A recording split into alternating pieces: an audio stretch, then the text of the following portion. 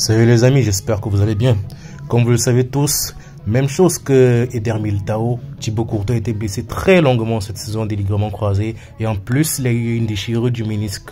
Donc ce dernier est revenu très récemment et Carlo Ancelotti a confirmé que celui-ci devrait jouer demain contre Cadiz. Vous pouvez voir là la confirmation de Carlo Ancelotti justement sur la disponibilité de Thibaut Courtois pour demain contre Cadiz.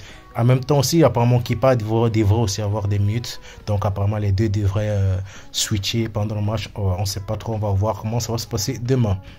Toujours avec Thibaut Courtois, Thibaut Courtois et Militao. On a posé quelques questions justement à Carlo Ancelotti lors de la conférence de presse. On dit Eder Militao est revenu de blessure et a joué contre City et est entré en jeu. Ferez-vous la même chose avec Thibaut Courtois? Ça, c'est la question que journaliste a posée à Carlo Ancelotti lors de la conférence de presse. Celui-ci a répondu: je sais que vous essayez de me, je sais ce que vous essayez de me demander. Allez droit au but, tout cela en riant bien sûr.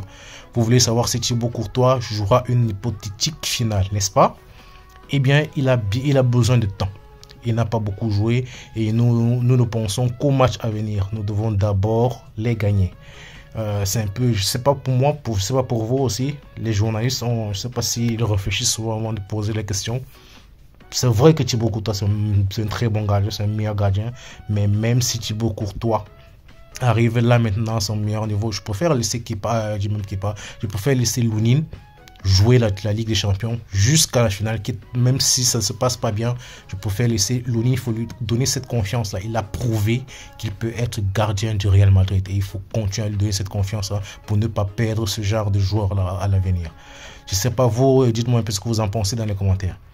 On continue toujours avec Carlo Ancelotti. Il a confirmé également que Arda Güler sera titulaire demain au Santiago Bernabéu face à Cadiz. Ce sera la première fois pour Arda Güler d'être titulaire au Santiago Bernabéu. Très bonne nouvelle pour le peuple turc, très bonne nouvelle pour Arda Güler lui-même et pour sa confiance en lui. J'espère qu'il va continuer à engranger des minutes, à engranger de la confiance et pourquoi pas nous marquer un nouveau but. On continue ici avec tout le groupe alors maintenant appelé par Carlo Ancelotti pour le match contre Cadiz demain au Santiago Bernabéu. Pour voir là, on a tous nos gardiens, Courtois, Lunin et Kepa. La défense, je pense qu'ils sont tous là, sauf David Alaba qui n'est pas là. Donc, vous pouvez voir, la liste est presque complète à part David Alaba qui manque à l'appel. On continue ici avec Rosselló. On peut voir là, je ne sais pas pour vous, apparemment il y a certaines petites rumeurs de départ concernant Rosselló, on va dire par les presses européennes. Et apparemment Manchester United est l'une des rares équipes, l'un des rares clubs européens qui suivait justement la situation de Rosselló. Mais par contre à Madrid, l'idée est que le joueur continue et que la priorité également de Rosselló est de rester au club. D'après vous, est-ce que c'est une bonne chose pour Rosselló de rester au club, sachant que la saison prochaine, peut-être avec l'arrivée d'Hendrick et de Mbappé, il risque de ne plus avoir de temps de jeu? D'après vous, est-ce que ce serait une très bonne nouvelle pour lui qu'il reste? Ou alors est-ce que c'est mieux qu'il aille dans un autre club pour pouvoir s'épanouir beaucoup mieux? Personnellement, je préfère qu'il aille. C'est vrai qu'il a été un bon joueur pour nous cette saison, mais la saison prochaine, ça sera encore beaucoup plus compliqué. Si seulement avec 4 attaquants, il n'arrive pas à jouer continuellement et lorsqu'il entre même en jeu, il a vraiment des pertes de confiance parce que justement parce qu'il ne joue pas continuellement, ça sera plus difficile la saison prochaine avec l'arrivée de Mbappé et Hendrick. Donc d'après vous, donnez-moi vos impressions en commentaire. Entre-temps, Cibeles justement se prépare pour la célébration de la future ou bien de la possible Liga.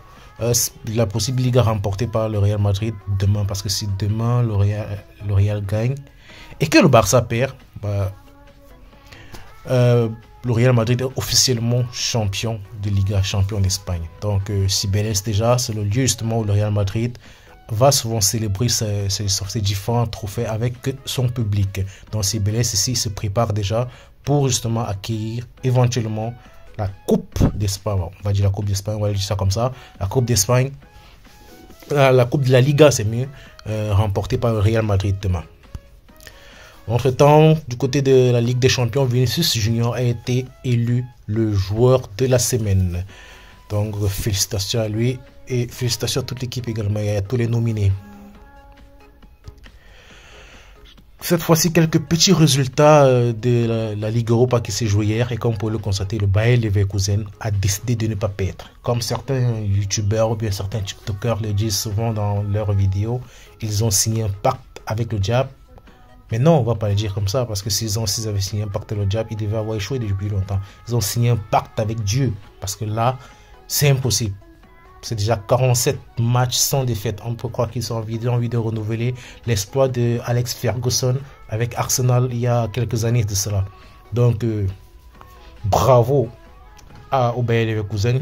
Ils ont tapé la Roma chez eux. On ne sait pas ce qui va se passer en Allemagne. Mais je ne pense pas qu'en Allemagne, la Roma puisse faire quelque chose. Entre-temps, Marseille n'a pu faire que match nul contre l'Atalanta, justement, à l'Orange Vélodrome. Je pense qu'ils vont s'en mordre les doigts parce qu'ils ont vraiment eu des occasions pour gagner cette équipe de l'Atalanta Bergame. Retour justement dans une semaine à Bergame pour le match retour. Voici, on arrive au thème de cette vidéo les gars. Prenez soin de vous. Ciao ciao ciao. Abonnez-vous et partagez.